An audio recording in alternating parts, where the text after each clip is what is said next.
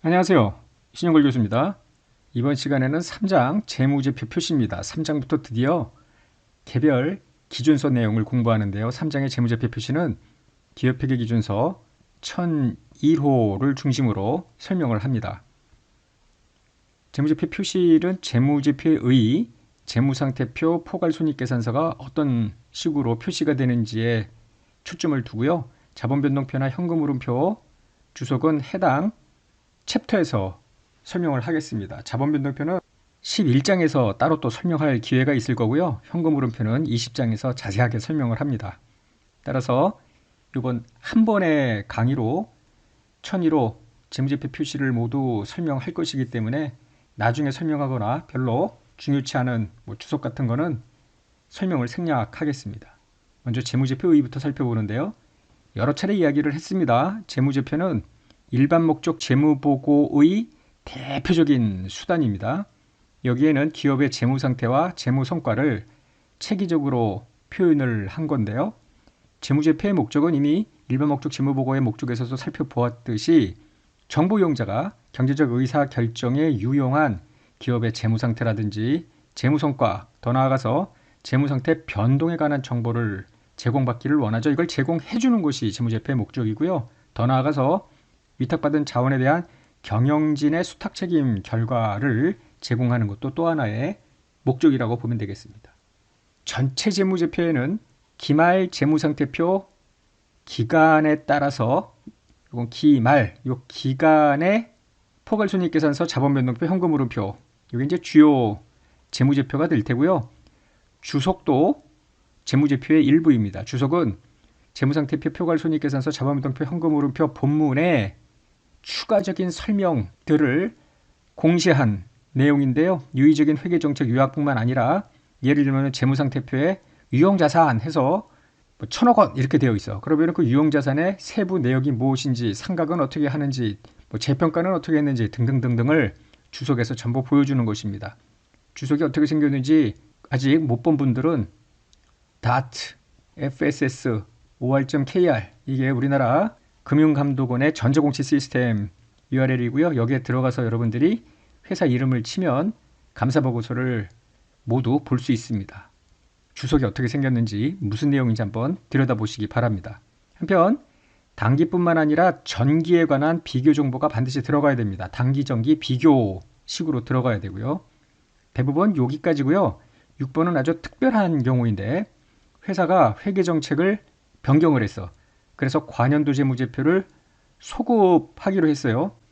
그러면은 재무제표 항목을 소급 재작성, 재분류할 때는 재무상태표를 전기 기초 재무상태표까지 집어넣습니다.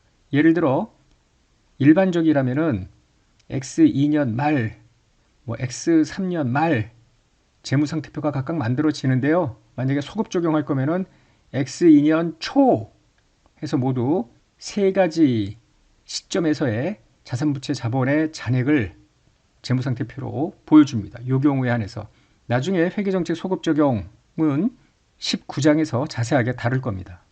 일반 사항을 먼저 보면은요. 공정한 표시와 한국채택 국제기준의 준수와 관련된 내용이 나오는데 공정한 표시를 위해서 개념체계에서 재무제표 요소의 정의, 인식요건 이거 이미 2장에서 했었죠. 거기에 따라서 거래, 그 밖에 사건과 상황의 효과를 충실하게 표현하자라는 것입니다. 한국채택 국제기준에 따라서 재무제표를 작성했다는 것은 공정하게 표시된 재무제표나 다름없다 이렇게 보라는 거예요. 국제기준을 준수했다라는 사실을 주석에다가 명시적이고 제한 없이 기재하라는 겁니다.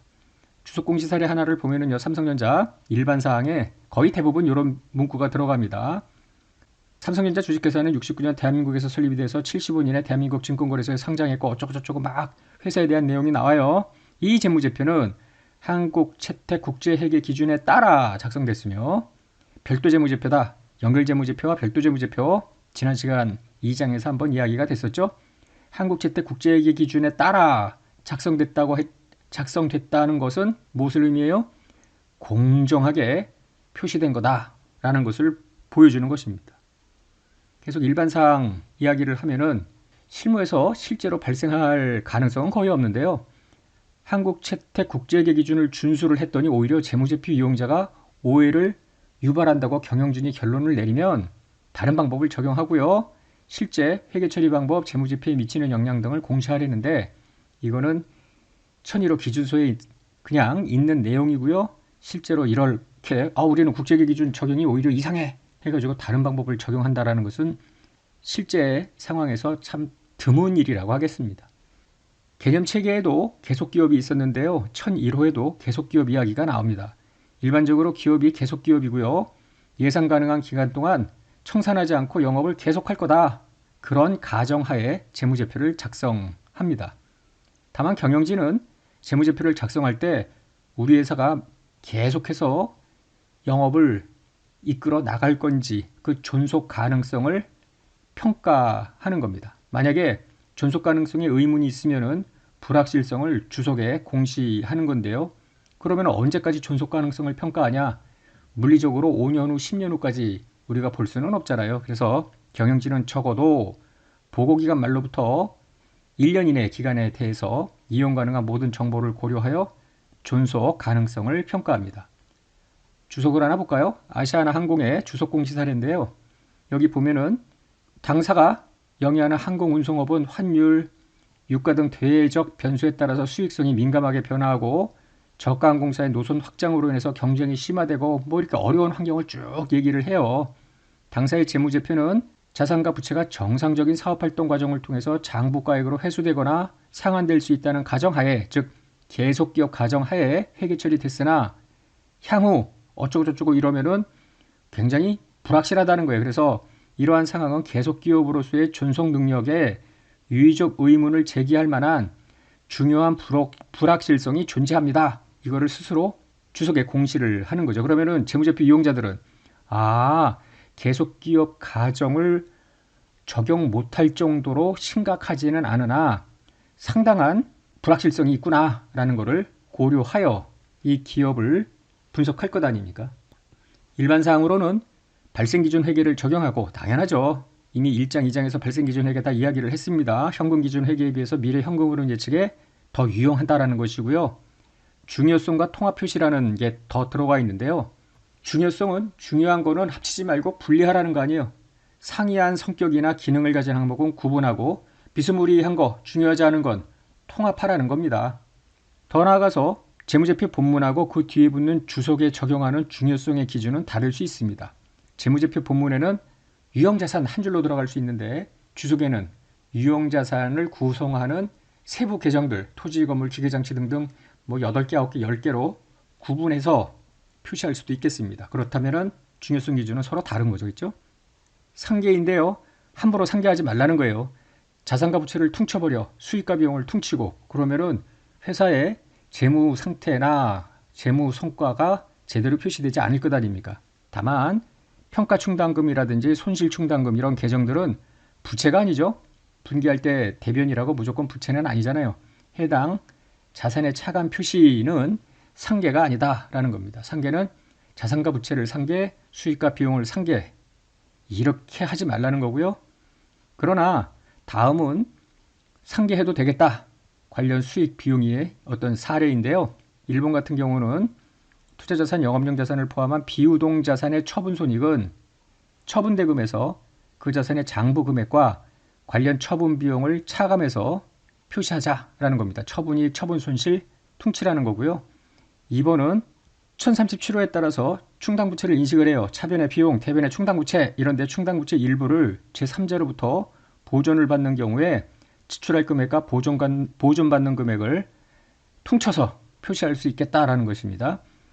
외환손익, 단기매매 금융상품에서 발생하는 손익과 같이 유사거래의 집합에서 발생하는 차익차손은 차익 전체, 차손 전체 이렇게 총액으로 하는 것보다 순액으로 표시해도 무방하겠다는 겁니다. 보고빈도 1001호에서는 적어도 1년마다 작성하라는 것이고요. 현실적으로 상장 기업은 석 달에 한 번씩 분기, 반기 재무제표를 공시하고 있습니다. 계속 가볼게요. 비교정보 적어도 전년도 거를 당기와 함께 비교해서 공시하라는 것이죠. 이때 목적 적합하다면 숫자로 된 거 말고 서술형 정보도 비교정보에 포함하라는 겁니다. 단 앞에서 이야기했듯이 회계정책을 소급 적용할 때 당기 말, 전기 말 이외에 전기 초, 전기 기초의 재무상태표도 함께 작성하라는 것입니다. 재무제표 항목의 표시나 분류사항을 변경할 때 비교재무제표에 들어가는 것도 다 재분류를 소급, 재표시하는 겁니다. 표시의 계속성, 다음의 경우를 제외하고는 재무제표 항목의 표시와 분류를 매년 일관되게 유지하라는 이야기입니다. 다음의 경우를 제외한다는 것은 뭐냐면 사업 내용에 중대한 변화가 있어 혹은 한국채택국제기 기준에서 표시 방법 변경이 요구돼. 이거를 제외하고는 멋대로 기업이 알아서 막 표시와 분류를 변경할 수 없다는 것이에요. 한편 재무제표의 식별과 관련해서 다음의 정보가 분명하게 드러나야 한다. 보고기업의 명칭도 있어야 되고요. 정기 보고기간 말 이후 그러한 정보의 변경 내용, 이 재무제표가 개별 기업의 재무제표인지 연결 실체에 대한 재무제표인지, 예를 들어 삼성전자 같은 경우에 재무상태표 하면은 삼성전자 주식회사 이렇게 회사명이 왼쪽 위에 뜹니다. 근데 만약에 이게 연결 재무제표라면은 고급회계에서 배웁니다만 삼성전자 주식회사와 그 종속기업 이렇게 내용이 달라지죠. 누가 보더라도 이거는 개별 회사의 재무제표가 아님을 알 수 있겠습니다. 더 나아가서 재무제표나 주속의 작성 대상이 되는 보고기간 종료일 또는 보고기간, 이와 같이 보고기간 종료일 몇 월 며칠, 만약에 포괄 손익계산서면 언제부터 언제까지 이렇게 다 표시가 될 거고요.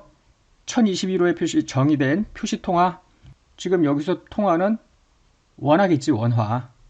그런데 달러로 표시될 수도 있는가? 아니요. 우리나라에서 공시되는 모든 재무제표는 반드시 원화로 표시가 되어야겠습니다.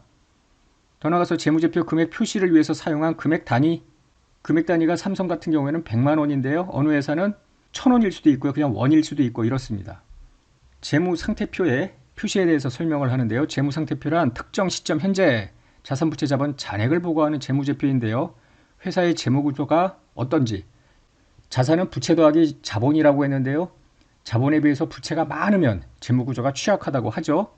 유동성이라는 것은 당장 현금화하여 차입금 등 부채 상환에 쉽게 지금 충당을 할 수 있느냐를 보여주는 것입니다. 유동성과 지급 능력이 다 같은 개념이죠. 영업환경 변화에 대한 적응 능력, 자산의 대부분이 비유동 자산에 투자되어 있으면 급격한 외적 환경 변화에 신속하게 대응은 좀 어렵겠다. 이런 것들을 판단할 수 있겠습니다. 재무상태표의 한계점을 본다면은 자산에 대한 측정 기준을 원가 기준도 있고요. 공정가치 기준도 있고 선택 적용하는 사례가 좀 있습니다. 그래서 비교 가능성에 문제가 생길 수가 있겠고요.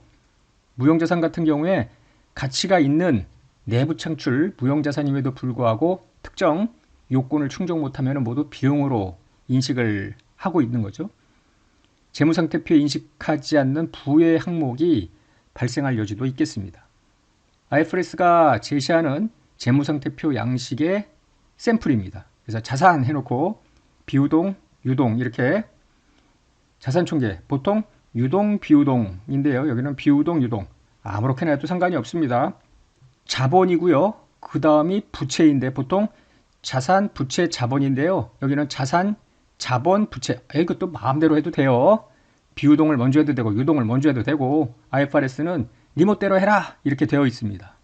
삼성 같은 경우에는 우리 전통적으로 보듯이 자산해서 유동자산, 비유동자산해서 자산을 유동, 비유동으로 구분을 했고요. 부채도 유동, 비유동으로 구분을 했고요. 그 다음이 자본 이렇게 전통적 방식을 따라서 표시를 했는데 그렇지 않게 자산, 자본, 부채로 표시하는 회사도 적지 않고요. 비유동 항목을 유동보다 위로 넣는 회사들도 상당히 많습니다. 재무상태표에 표시되는 정보로서는 최소한 다음의 항목들은 표시되어야 한다라는 거예요. 그리고 이 정도는 반드시 표시하되 더 넣거나 덜 넣는 것은 회사가 알아서 한다 이런 이야기예요. 앞으로 우리는 유형자산, 투자부동산, 무형자산 등등등등 이런 것들을 쭉 자산, 부채, 자본 순서대로 4장부터 11장까지 공부를 할 겁니다. 표시 순서나 형식에 대한 규정이 없어요. 일반 기업회계 기준은 굉장히 스트릭트합니다.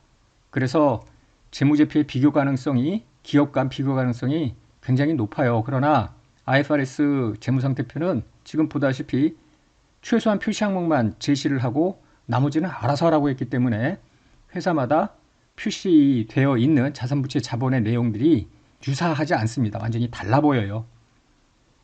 자산과 부채의 유동, 비유동 구분에 대해서 설명을 하는데요. 자산과 부채를 유동성 순서에 따라서 표시하는 방법이 신뢰성이 있고 더욱 목적적 적합하다. 이것이 아니라면 유동, 비유동 구분법을 적용하라는 거예요. 이때 유동, 비유동은 식별할 수 있는 영업 주기 내에서 회수 지급될 것 같으면 유동 자산, 유동 부채, 그렇지 않으면 비유동 자산, 비유동 부채로 구분하라는 겁니다. 반면에 금융기관과 같이 영업 주기가 명확치 않아요. 그러면 유동성 순서에 따라서 표시하라는 겁니다. 회사가 알아서 우리 회사는 이렇게 하는 게 더 나아. 즉 혼합 표시, 유동성 순서와 유동, 비유동을 구분하는 방법이 더 신뢰성 있고 목적 적합하다. 그러면은 그 방법을 적용할 수도 있겠습니다. 신한은행의 재무상태표인데요. 앞서 보았던 삼성전자와는 차이가 있는데 자산 해놓고 유동, 비유동 구분 없이 쭉 일렬로 돼 있는데 현금 예치금부터 시작을 해서 유형, 무형 점점 무거운 자산, 유동성이 떨어지는 자산으로 지금 열거를 하고 있죠. 이게 유동성 순서의 대표적인 표시 방법입니다. 뭐 부채도 마찬가지입니다. 예수부채에서부터 시작해서 차입부채, 사채 해가지고 만기가 뒤로 갈수록 묵직하겠죠. 예수부채 이런 것들은 금방금방 갚아야 될 거고. 자산부채 유동비유동을 좀 더 생각을 해봅니다. 자, 자산을 유동자산으로 분류를 해. 나머지를 비유동자산으로 분류할 때 유동자산에는 어떤 것들이 들어가냐면 기업의 정상 영업주기 내에 실현될 것으로 예상하거나 영업주기 내에 판매, 소비할 의도가 있으면 유동자산입니다. 이때 정상 영업주기는 영업활동을 위한 자산의 취득 시점부터 그 자산이 현금이나 현금성 자산으로 실현되는 그 시점까지 소요되는 기간을 말하는데요. 도대체 이것이 1년인지 몇 개월인지 모르겠어. 정상 영업주기를 명확히 식별을 할 수 없다면 12개월로 가정을 한다는 겁니다. 한편 주로 단기 매매 목적으로 보유하고 있는 자산이라든가 보고기간 후 12개월 이내에 실현될 것으로 예상이 되거나 현금이나 현금성 자산으로서 교환, 부채상환 목적으로 사용 제한 기간이 보고기간 후 12개월 이상은 아니래. 그러면 12개월 이내에 사용할 수 있는 것이니까 이런 것들은 모두 유용자산으로 분류할 수 있겠습니다.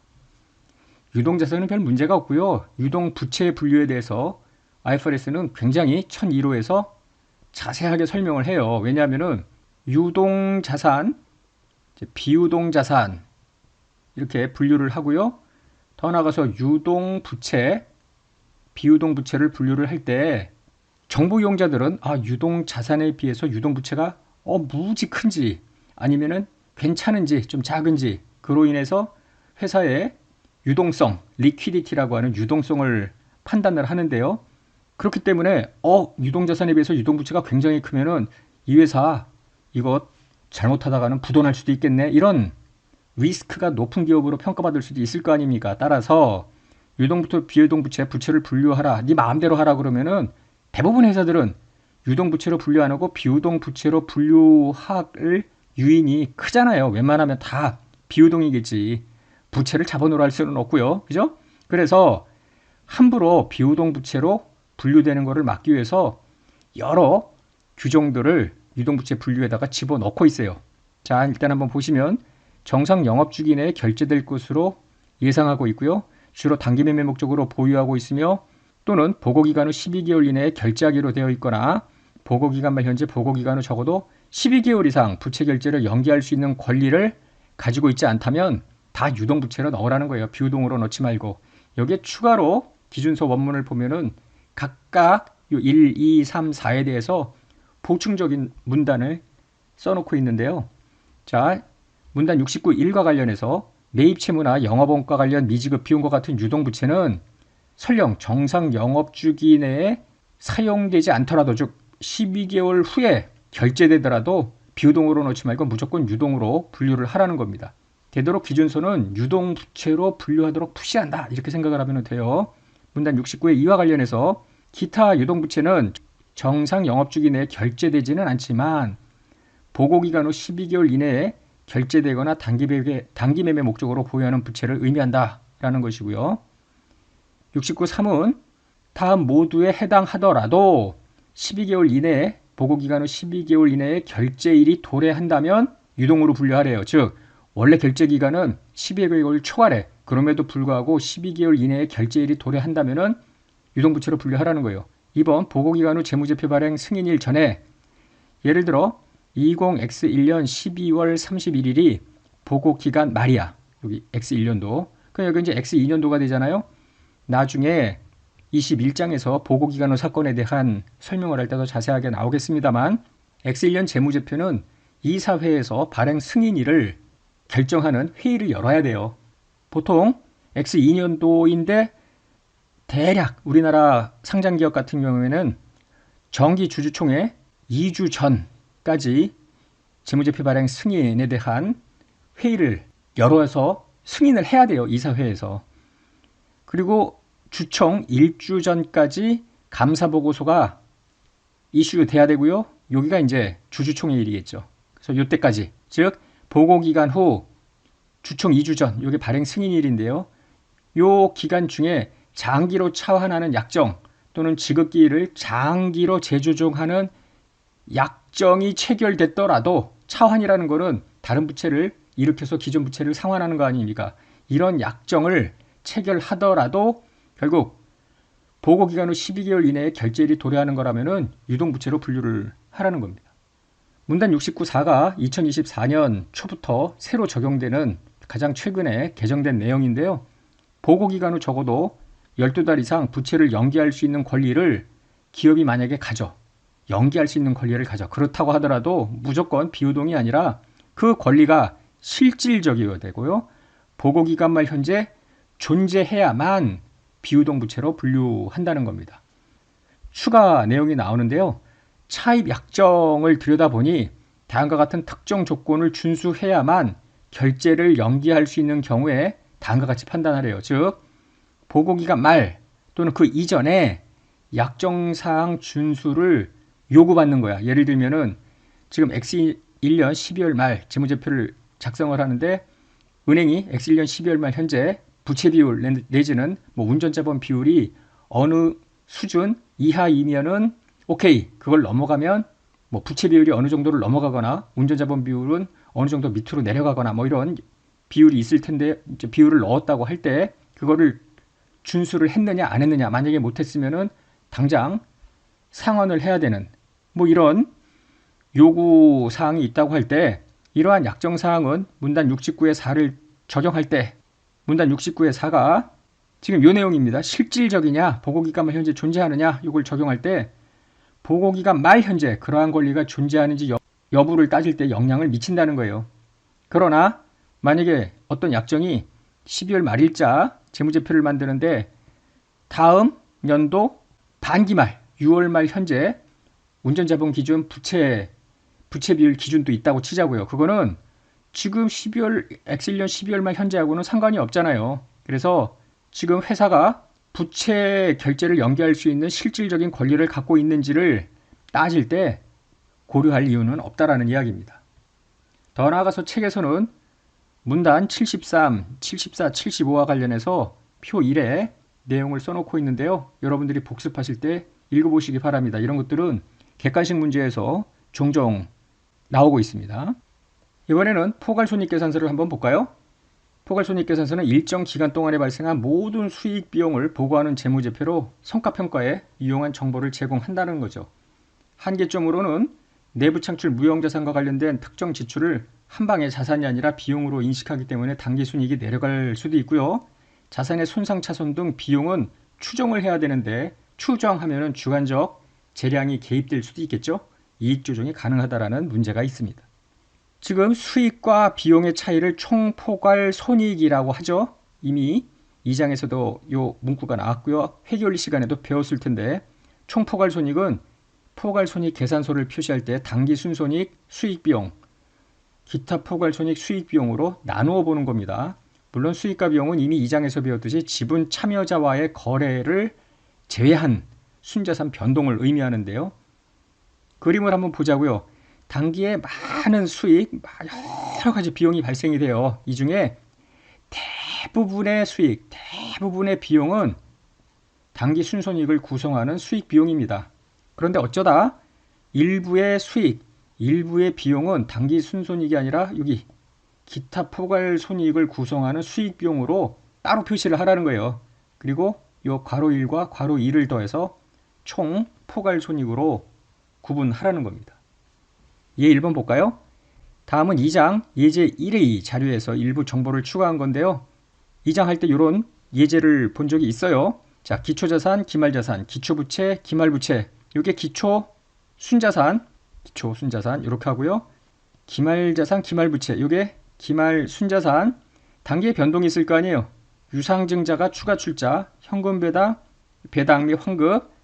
그리고 나머지가 2장에서는 단기 순이익이라고 했는데 이제 3장에 오면은 이게 총포괄 이익이죠. 그럼 총포괄 이익을 계산할 수 있는데요. 여기 넣는 X는 20만입니다. 물음은 기타 포괄 이익이 있고요. 포괄 손실은 없는데 단기 순이익을 계산하라는 겁니다. 그러면 총포괄 이익 20만원 중에서 기타 포괄 이익을 제외한 나머지 17만원이 단기 순이익이다. 이런 식으로 등식을 우리가 해석할 수 있겠습니다. 재무상태표와 마찬가지로 포괄 손익 계산서에도 최소한 다음의 항목들은 표시가 되어야 한다라는 거예요. 그래서 단기 손익 부분에 뭐 이자 수익, 삼각과원가로 측정한 금융자산 재고가 발생된 뭐 처분 손익이라든지 금융원가, 금융자산의 손상차손 등등등 뭐 이런 것들을 법인세 비용까지 포함해서 전부 구분하고요. 기타 포괄 손익 부분 따로, 단기 손익 부분 따로 이렇게 구분해서 표시를 하라는 겁니다. 그런데 수익과 비용 중 요러요러한 항목은 단기 순손익, 요렇게 되면은 기타 포괄 손익이 해당되는 것으로 구분하라. 이렇게 구분의 어떤 잣대는 없어요. 예를 들면은 재평가 보용을 적용하는 경우에 인식하는 재평가 잉여금은 기타 포괄 손익으로 한다. 뭐 그런 건 있는데 일일이 몇 가지를 나열을 했지 어떤 수익과 어떤 비용은 성격상 단기 손익이다, 기타 포괄 손익이다 이런 말은 없어요. 다만 이제 선행 연구에서 단기 순손익을 구성하는 수익 비용이 기타 포괄 손익을 구성하는 수익 비용에 비해서 미래의 현금으로 제식이 더 높고 경영자의 수탁 책임 이행 여부 판단에 더 유용하다는 많은 증거를 제시하고 있어요. 그래서 IFRS가 현재 제시하고 있는 포괄 손익 계산서의 양식에는 큰 문제가 없는 걸로 보면 되겠는데요. 자, 보자고요. 다시 한번. 지금 포괄 손익 계산서 앞서 이야기한 대로 단기 순손익을 구성하는 수익 비용, 기타 포괄 손익을 구성하는 수익 비용 해서 단기 순손익, 기타 포괄 손익, 총 포괄 손익 이렇게 한 방에 표를 만들어라 라는 건데요.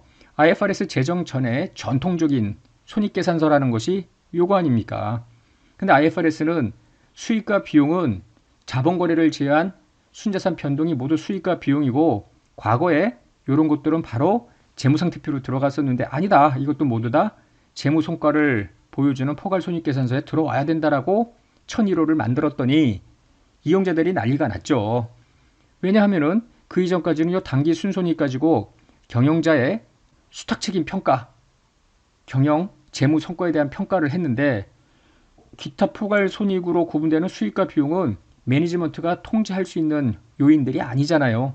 예를 들어 단기 순이익이 100인데 기타 포괄 손익이 마이너스 150이야.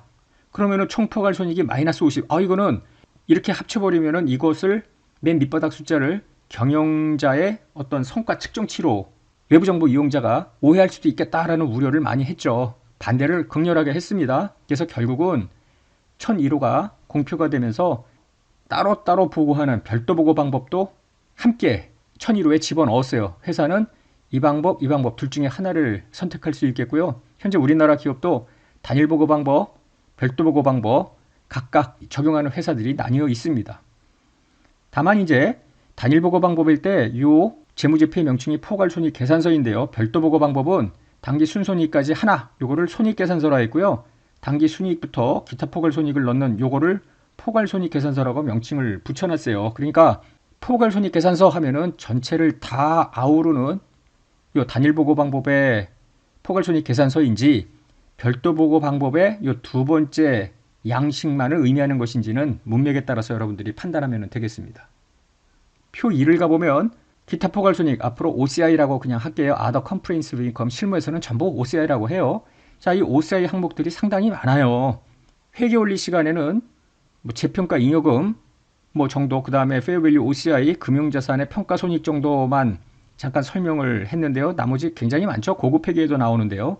이런 것들이 훗날 제거가 될 때 당기손익으로 OCI가 재분류가 되느냐 안 되느냐, 여기 보면은 재분류 금지, 재분류 금지 금지, 뭐 재분류 뭐는 되고 뭐는 안 되고 도대체 헷갈린다. 지금 볼 게 아니고요. 해당 유형자산, 무형자산, 금융자산, 뭐 확정급여제도 이런 것들을 할 때 재분류 금지냐, 재분류 가능이냐를 설명을 할 거예요. 그때 가서 이해를 하면 되고요. 다 배우고 나서 다시 이 책을 복습할 때 표 2로 정리를 하면 되는 것이지 지금 외운다고 외워지는 것은 아닙니다. 교재로는 156쪽인데요. 영업손익 구분 표시, 중단 영업손익의 구분 표시를 함께 보겠습니다. 국제계 기준은 영업손익을 구분하라는 요구사항을 하고 있지 않아요. 그 이유로서 어떤 손익이 영업과 관련된 수익비용이고 어떤 수익비용이 영업과 무관한지 우리는 판단하지 않겠다라고 했습니다. 그래서 유럽에서 공표되는 기업들의 그 IFRS를 적용하는 재무제표를 보면은 오퍼레이팅 인컴이 구분되어 있지 않은 경우가 왕왕 있습니다. 그러나 우리나라에서는 이 영업손익이 굉장히 중요해요. 관리 종목으로 분류를 한다든가 코스닥 기업의 상장 폐지 등을 구분할 때 영업 손실이 계속됐느냐 뭐 이런 것들을 가지고 판단을 하기 때문에 과거부터 영업손익이 아주 중요했죠. 근데 IFRS는 구분 표시하지 않는다라고 했으니까 우리나라는 그럼에도 불구하고 해야 되잖아요. 그래서 영문으로 된 IFRS를 번역한 걸 KIFRS라고 하는데 문단 앞에 여러분들이 원문을 보실 때 예를 들어 한 문단 125 이런 식으로 해서 한자가 붙은 것은 영어로 된 원문에는 없고 번역을 하면서 우리나라에서 ISB의 승인을 받아서 추가로 더 삽입한 문단이라고 보면 돼요. 그 중에 대표적인 것이 영업손익의 구분 표시에 대한 문단입니다. 그래서 우리나라에서는 2011년에 IFRS를 개정해서 영업손익을 구분하는 별도의 문단을 하나 더 집어넣었죠. 그랬더니 문제가 생겼어요. 자의적으로 영업이익을 조작을 했는데요. 어떻게 조작을 했냐면 대거 판매비와 관리비를 밑으로 뺀 거야. 그래서 영업 손익을 뻥튀기 시키는, 왜냐하면 무엇이 판매비고 무엇이 관리비다라는 것이 IFRS에서는 없었기 때문이죠. 그래서 부랴부랴 다음 연도에 IFRS, KIFRS를 다시 개정했어요. 포괄손익계산서에 본문에다가 영업손익을 표시하던 또는 본문에 표시 안 하면 주석으로라도 공시를 해야 되는데 이때 영업손익을 구분할 때 판매비와 관리비는 비상장기업이 적용하는 일반 기업회계 기준을 준용하도록 했습니다. 역사가 좀 있죠? 한편 회사가 사업부가 2개 이상일 때 단기 중에 사업부 하나를 폐쇄를 해서 이렇게 중단 영업이 있는 경우에 중단 영업 사업부와 관련된 손익을 별도로 구분해서 애프터텍스 금액으로 따로 구분 표시하도록 해놓았습니다. 더 나아가서 국제계기준위원회는 어떠한 경우에도 특별 손실, 특별 이익이라는 별도의 섹션을 만들지 않도록 해놓았습니다. 포괄손익계산서 IFRS에서 요구하는 정확한 양식은 아니에요. 왜냐하면 IFRS는 요 영업이익 구분은 없으니까요. 우리나라에만 집어넣은 겁니다. 대략 내용을 보면은 매출에서 매출원가를 뺀 게 매출총이익, 여기서 판관비를 뺀 게 영업이익, 이 숫자가 중요하죠. 기타의 수익비용, 금융수익, 금융비용까지 가감을 한 법인세 비용 차감 전 순이익, 여기에 법인세 비용을 빼면은 계속 영업이익입니다. 물론 사업부가 여러 개인데 계속이면은 그냥 법인세 비용 차감 전 순이익, 법인세 비용, 그 다음에 당기 순이익 하면 되는데 만약에 이 중에 하나를 중단을 했어. 그러면은 계속 영업이익, 요 계속 영업이익이기 때문에 요 폐쇄한 사업부와 관련된 매출, 매출원가, 판관비 등은 전부 빠진 상태예요. 빠져서 순액으로 애프터텍스 금액, 중단 영업 순이익 이렇게 들어가는 거죠. 당기 순이익, 그리고 나서 기타 포괄 손익 항목들이 들어가는데 궁극적으로 나중에 당기 손익으로 재분류되지 않는 항목, 재분류될 수 있는 항목들을 구분 표시하고 있습니다. 그리고 나서 총포괄 이익, 이런 방식으로 들어가는 거죠. 한편 비용 분류를 들여다보면은 성격별 분류, 기능별 분류로 구분하여 회사가 선택해서 포괄손익계산서에 비용을 표시할 수 있도록 해놓았습니다. 성격별 분류는 뭐고 기능별 분류는 뭐야? 양식을 보면은 금방 알 수 있는데요. 이 기능별 분류를 먼저 보세요. 이게 우리나라 기업들 대부분이 포괄 손익계산서를 표시할 때 사용하는 방식인데요. 수익, 자 비용이 어디 들어가냐면 요 매출원가, 그 다음에 물류원가, 관리비, 기타 비용 이런 식으로 펑션에 따라서 들어가는 거예요. 성격별 분류는 뭐야? 예를 들어 제품과 제공품의 변동, 원재료 소모품의 사용, 뭐 인건비도 있고요. 감가상각비, 기타. 예를 들면은 감가상각비만 하더라도 감가상각비는 그럼 여기 기능별로 분류할 때 어디로 들어가느냐?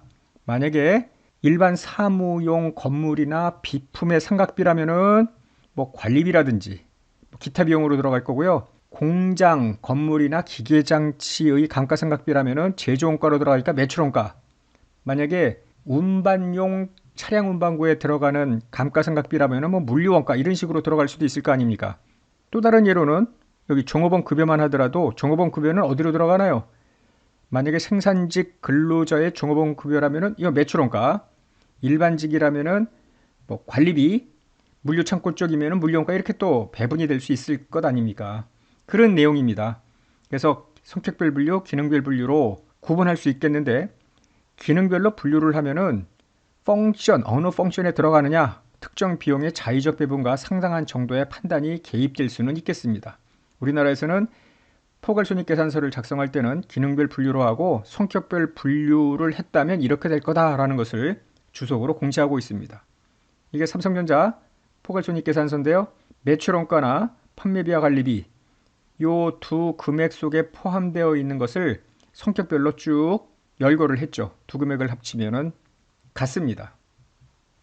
나머지 자본변동표나 현금흐름표 그리고 주석 이런 내용들은 여러분들이 한번 쓱 보시면은 되겠습니다. 자, 여기까지 해서 3장 재무제표 표시 한 번에 끝냈고요. 다음 시간부터 진짜 중요하죠?